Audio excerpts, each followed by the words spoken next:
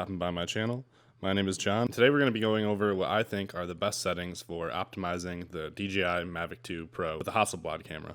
So the first thing you're going to want to do is head over to this little icon here with the M and the little slides. And when you click on that, you're going to get the general exposure settings. First thing you're going to want to do is make sure that you are on M. That allows you to manually control the exposure. So once you're set on M, the next thing you're going to want to do is check out your ISO. All of this is going to be variant depending on your exposure or how light it is outside. Normally, I'm able to keep my ISO at 100 unless it's nighttime. Next, we'll move down to aperture. Through my tests, I found that f4 is the sharpest this camera gets. So I would recommend always staying at f4 and then adjusting shutter speed and ISO accordingly. The typical rule is that you double your shutter speed based on what your frame rate is. So technically, if I was to be shooting at 24 frames per second, which is what I normally do, my shutter speed should be at 1/50th.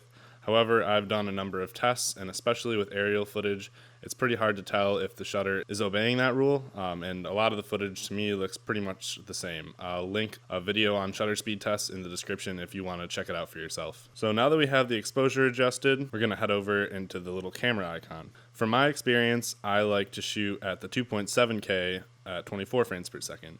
A lot of people shoot at the 4K, however, I think that the footage looks a little bit better at 2.7K just because the bitrate of this camera is kind of limiting, and a lot of times I think the color comes out a little bit better in 2.7K as opposed to the 4K setting. I also always shoot at 24 frames per second, but this again is kind of a preference thing. I think 24 frames per second gives you the best look. However, I have heard of people shooting at 30 frames per second and slowing it down by 80% to bring you to the 24 frames per second, and then in that case, it can sometimes make your gimbal shots a little bit smoother. Alright, so on to video format. I shoot an MOV because I edit with a Mac. If you edit on Windows, I would recommend shooting MP4. So on to white balance, I usually leave mine on sunny unless it is cloudy out, obviously.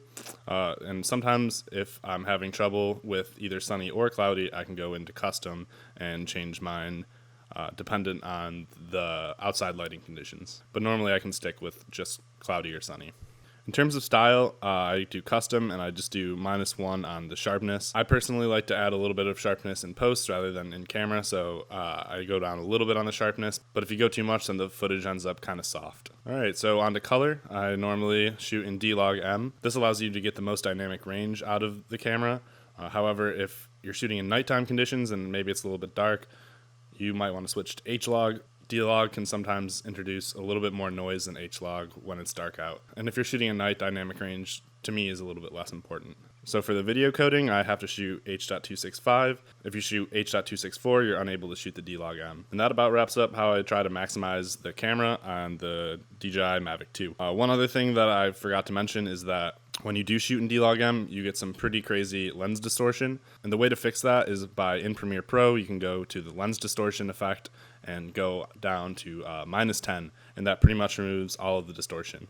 I learned that trick from Henbu, and I'll link his channel down below if you want to check that out. If you guys enjoyed this video, it'd be awesome if you would leave a like and subscribe to the channel, and thanks again for watching. Later.